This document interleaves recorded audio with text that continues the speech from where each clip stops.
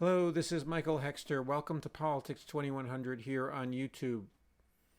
So, this episode is one that is something of a risk for me to post, but it contains sincere, highly ethical, I think, um, reflections upon events in the world. And nevertheless, will be seen by some as controversial, and therefore might open me to suppression or whatever of this channel. But anyway, I'm calling this Israel Lobby in the U.S. and the EU uses memory of the Holocaust as a weapon against diaspora Jews, Palestinians, and the left. And this is the occasion for this is in part these are events that are occurring often, and this is not anything unusual, but we have this escalation, let's say, in the killing of the American Palestinian, happens to be Christian journalist Shireen Abu Akleh, okay, and then her funeral procession, which has been a mobilizing point for, and also we have the anniversary of the Nakba, which happened in the last few days, which is the day, the name given to the expulsion of many Palestinians, or the driving out or the dispossession, the expropriation by Zionists in the 1940s of Palestinians, 1947 and 48. And so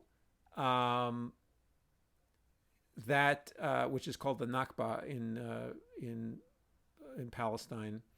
And anyway, so we have those events that are occurring right now, and we also have, but the bigger context is the United States and also European countries have given, or many European countries have given Israel a carte blanche, basically that without any conditions, gives it military aid, which it's using to oppress the Palestinians and creating an apartheid state, or has created an apartheid state in Israel, with obviously the Palestinians at a far lower status than the Israelis, the Jewish Israelis. And within Israel, there are Palestinian and Arab Israelis. The Arab Israelis are given lower status within the polity of Israel itself. So an ethnic hierarchy and a militaristic, imperialistic state, in terms of its continual undermining of the West Bank and colonization using a variety of means, settlers that are religious fanatics who are some of the shock troops of Israeli imperialism, who are dispossessing Palestinians and taking their land and their houses, and so this has been happening for a long time, the last 15 years, 20 years, with more intensity. And events now are continuing on the same, in the year of Netanyahu, and now in the year of Bennett, it's continuing with the same ferocity, but or accelerating ferocity. And it appears as though there is while there are some Israelis that are opposed to what's going on, that the Israeli political system is dominated by a fascistic, a Jewish ethno-nationalism, ethnic state, and not just nationalism, but ethnic supremacism, okay?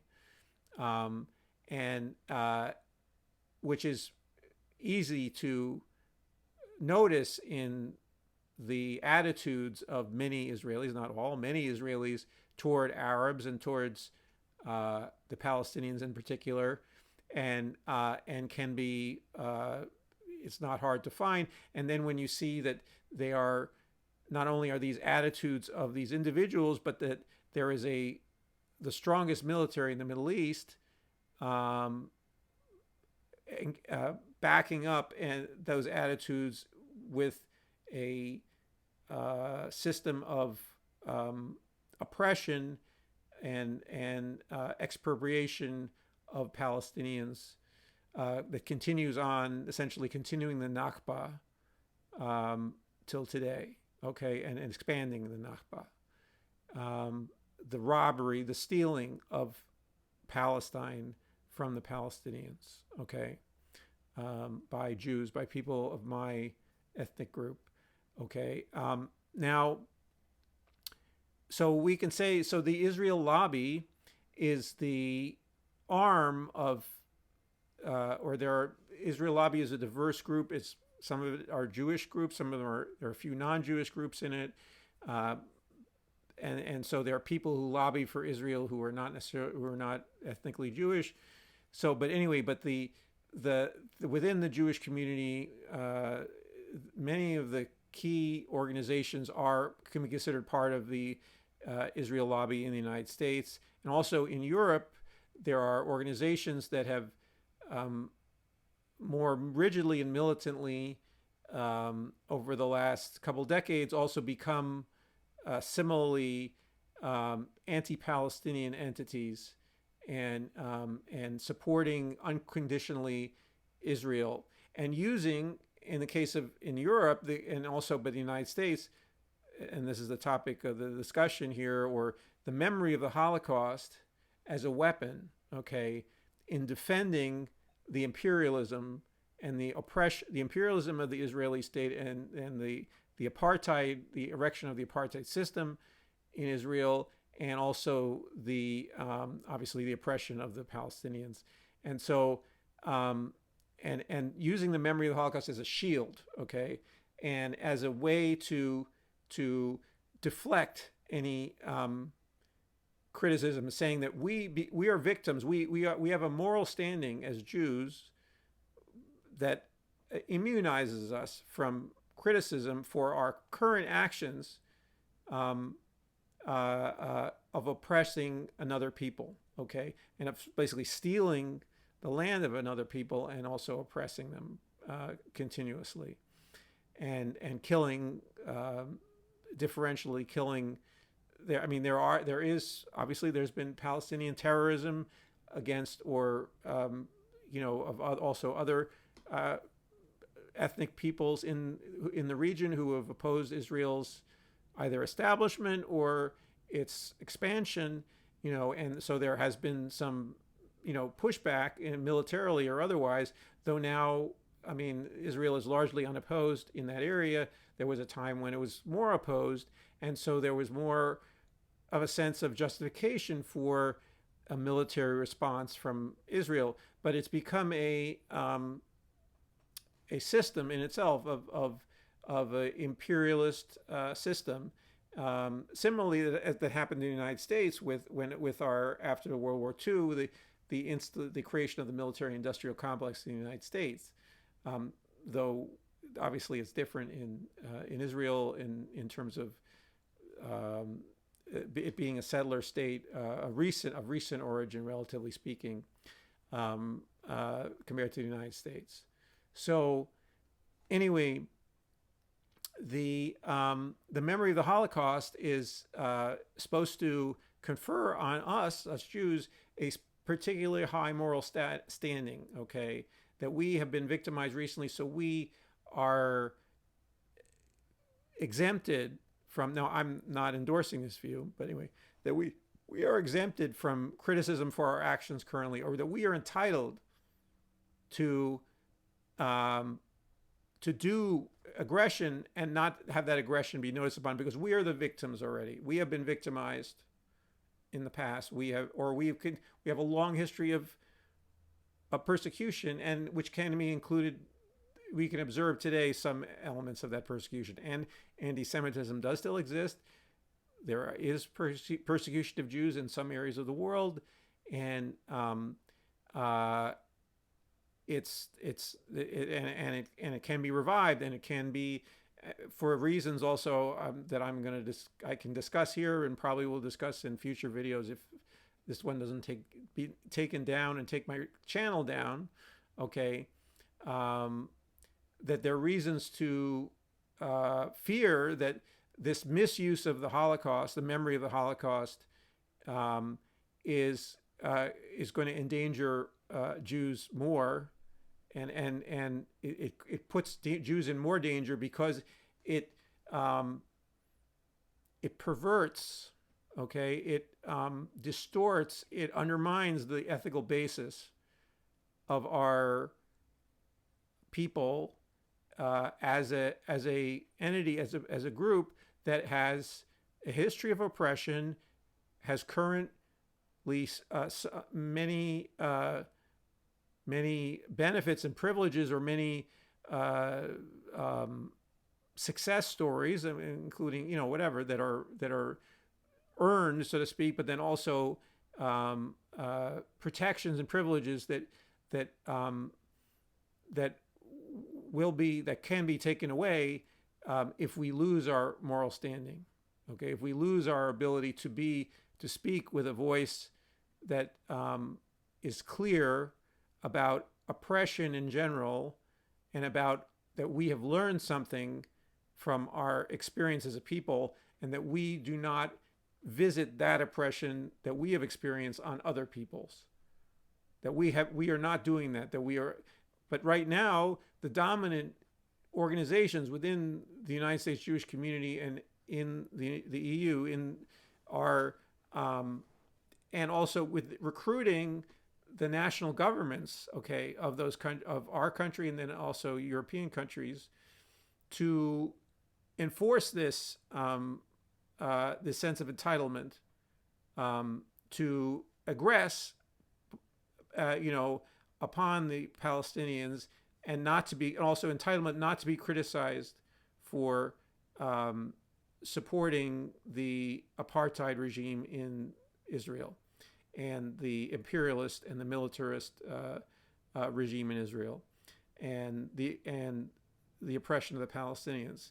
So, for instance, I read a report today on Twitter that, and I lived in Germany, many years ago, for a couple of years, that we had the police in Berlin picking up Palestinian activists because they had said "Free Palestine," or that they wore a keffiyeh, which is the scarf that is associated often with the Palestinian struggle. It's a traditional scarf, but it's become largely by Yasser Arafat's use of it, as his head covering, so on.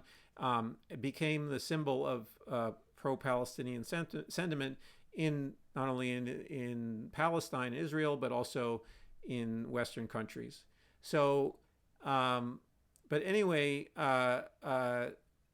this is absurd that the German government is outlawing pro-Palestinian activism in Germany because of the you could say philo-Semitism, which is the kind of like reaction form version of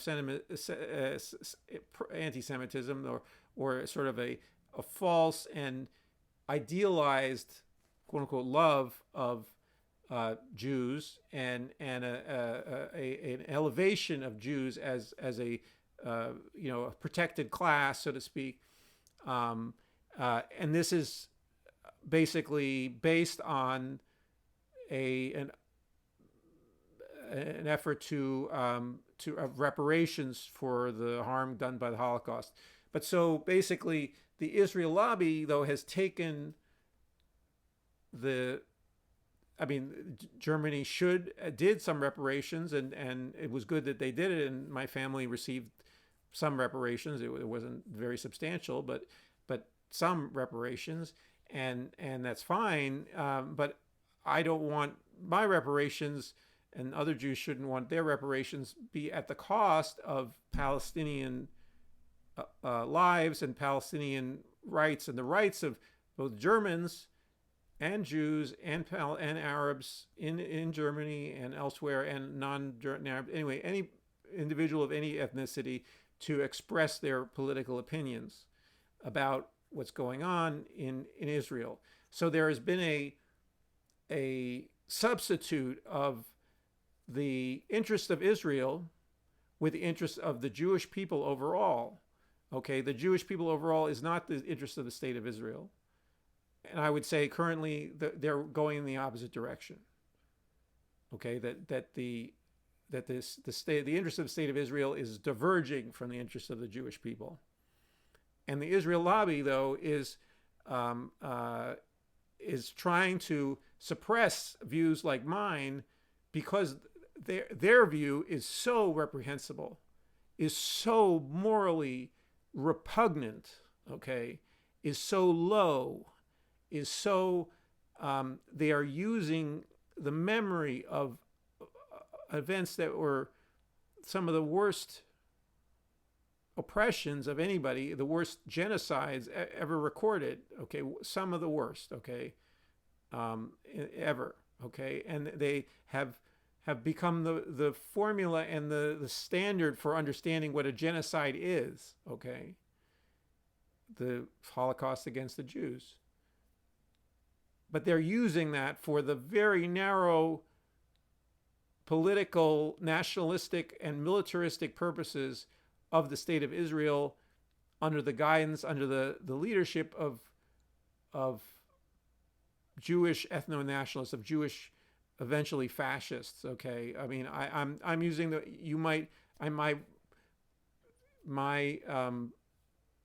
it's a tendentious thing to say that, but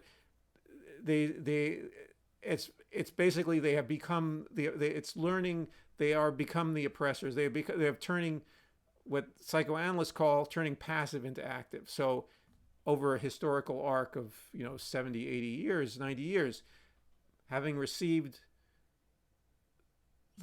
been the passive, relatively passive recipients, or as much as they could resist. Some Jews did resist, but the Nazi genocide or attempted genocide and oppression and attempted extermination of the Jewish people, they are now turning it into its opposite to some degree, in that it's not quite that level yet in Palestine, but in terms of the relationship of Jews, in terms of creating extermination camps, so forth, so on, that's not happening. But it's certainly on the path to the way the Israeli government treats the Palestinians and values them is not unlike the way the Jews were, their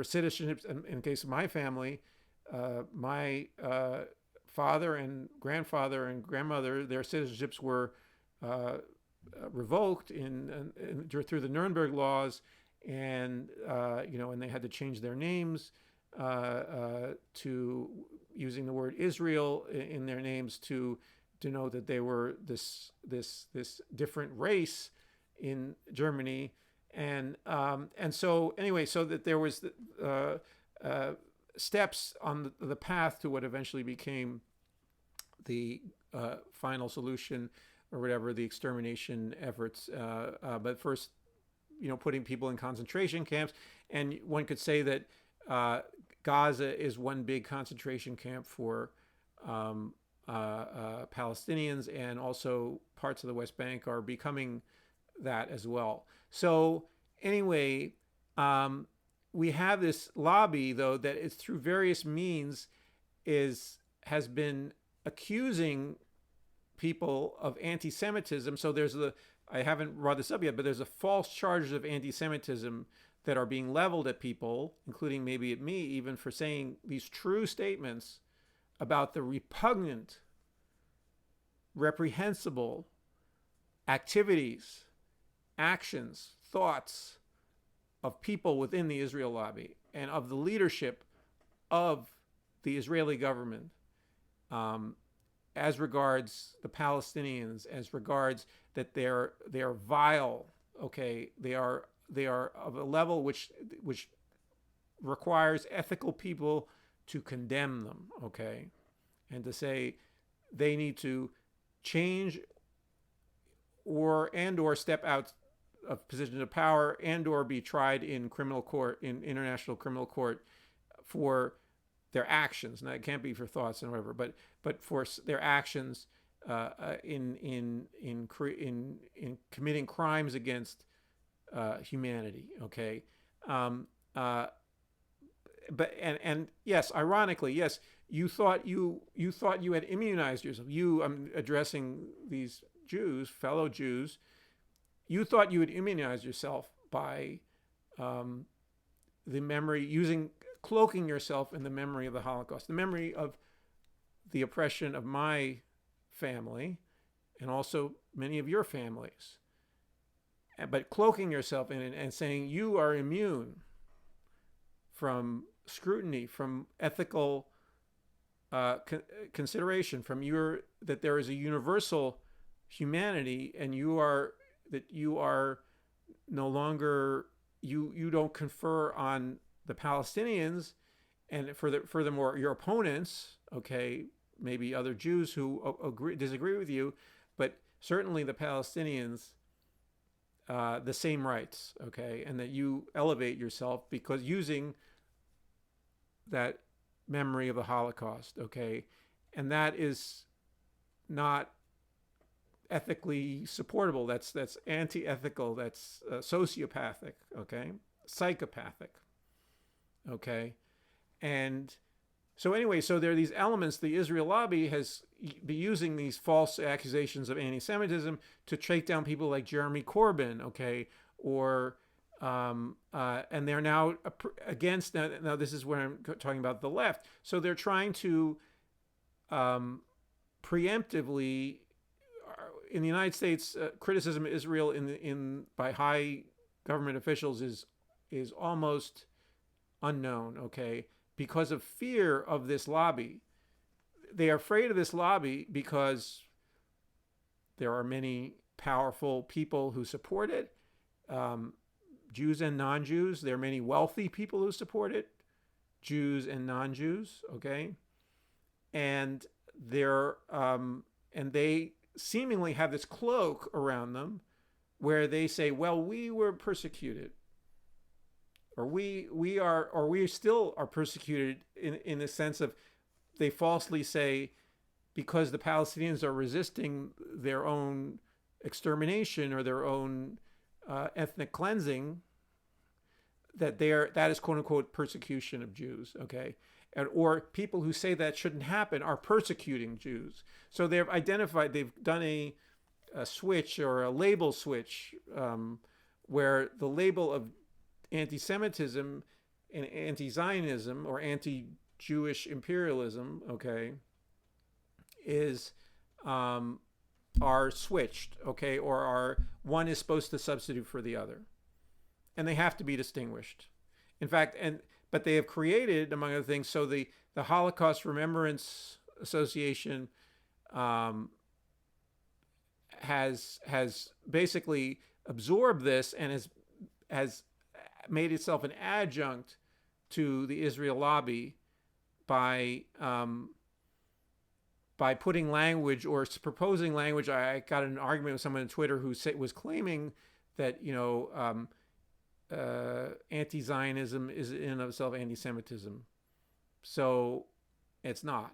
Okay, there are some anti-Zionists who are anti-Semitic, but many who are not. Okay, and is it the case that, no, I've encountered people who I suspect are anti-Semitic who also are anti-Zionist. So in other words, I'm not making an idealized picture of all anti-Zionists, okay, or all, for that matter, all Palestinians. Their oppression doesn't make people necessarily better people, okay, and that obviously that includes the Jews as well. um, and but the Israel lobby would have us make us believe that the experience of the Holocaust made all Jews, morally superior, and also the state of Israel morally superior in and of itself, no matter what it does. And that's not true. That's a misuse of the memory of the Holocaust. It's misuse of the experience of the Holocaust, and it's its formula for disaster. A formula for disaster because at some point the United States is going to tire of supporting Israel for one or another. In other words, Israel is no longer going to be favored for a variety of reasons, and then we Jews will have made so many enemies by being the court lapdogs, okay, of the big imperial powers, and that we will then become hunted, okay, and it's just once the charm is gone, you're then become the enemy without the big guns of the U.S. imperialist power. So anyway, and maybe that scenario is a long way off, okay, but we shouldn't depend on that. And furthermore, it's a repugnant. What it does though is it undermines the moral standing of the Jews is being gutted, okay. I mean, not all Jews, and every Jew. I mean, I'm trying to, do something for my moral standing by talking about what I think and believe and act and do things. But still, the overall, as a people, this creates for us a moral disaster. It is or catastrophe. It's a moral catastrophe, is a better word, for to have the Israel lobby act as a anti-left. So there are many. I'm a supporter of many politicians, Jewish and non-Jewish, who are trying to change the United States for the better and trying to create a more egalitarian society, and some of them are also critical or potentially supportive of making our aid to Israel contingent on how they do with their relations with Palestine, with Palestinians. And I mean, I would like to see candidates who outright come out and say that we need a single secular state in the Levant for both Jews and non-Jews, and that's the solution. That's really, with protections, with UN monitoring, with so forth and so on. It's not what many Israelis want. It's not. Many Jews have become addicted to this privileged colonialist status in Israel, and they are probably unwilling to give up that status, especially for what for them would be the meager rewards of being a more moral, upright, upstanding person and more universalistic in their outlook toward humanity. Okay, but overall, though, they're creating their egocentrism, their selfishness, is creating a huge problem, and that selfishness goes. So anyway, but that includes these efforts by the Israel lobby. So we're talking about here in the United States, not over in Israel, to feel like they can go into political races and spend all the money they want just because some candidate might have a view that says, well, maybe Palestinians are people and they need to be treated equally, and our aid to Israel needs to be conditioned on equal treatment of Palestinians. And that's a straightforward,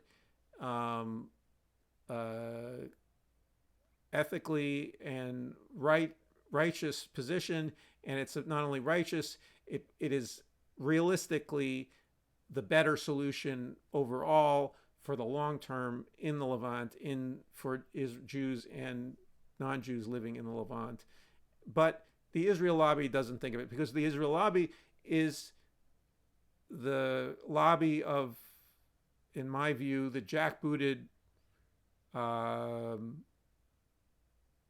oppressors, okay, of the IDF and so forth and so on, who have their boots on the neck of the Palestinians, and supporting this lifestyle of the colonialist, okay, of the privileged colonialist, of the imaginary European, so they can essentially live a European lifestyle in Israel, and they don't need to worry about being in the Middle East with peoples who are at different levels of development than them, and so forth and so on, and who they've oppressed and they've bullied and so forth and so on.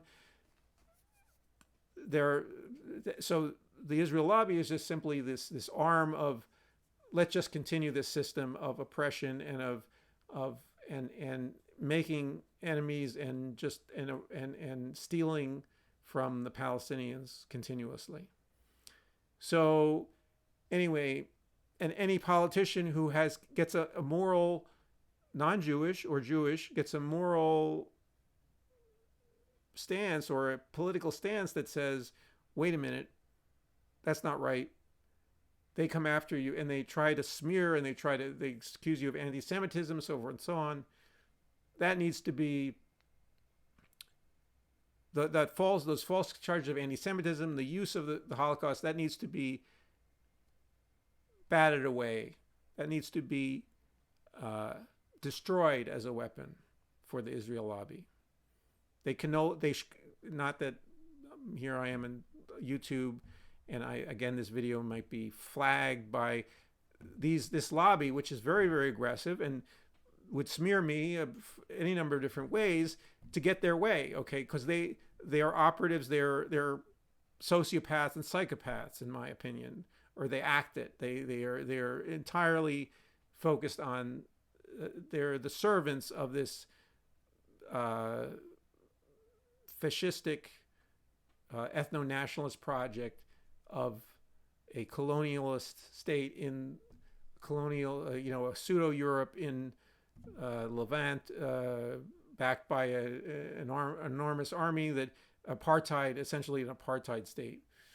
And so anyway, I could go on, but then I don't want to keep on going on in this particular video. So and there are many instances of how in an underhanded way, in a anti-democratic way, this Israel lobby has undermined U.S. politics and also the politics of other countries, and it's not. It can be traced. It can be shown. It's not a international conspiracy in some way. It doesn't. I'm against the sort of vaporous sort of conspiracy for conspiracy's sakes. But in this case, one could show the actions of specific people who have undermined national polities for the sake of Israeli dominance over Palestinians. And it's not about the blood of people in terms of their ethnic blood. It's about people who have made wrong decisions in their lives and have been inculcated with the wrong ideology about what it means to be a good Jew, a good person, and that they are simply taking it from there. And anyway, so I'm going to stop here. Please like the video if you think I'm bringing up important topics in it. Please share your comments in the comments section below and your thoughts on these topics. And also, if you're enjoying Politics 2100, please subscribe, and I will see you in the next video.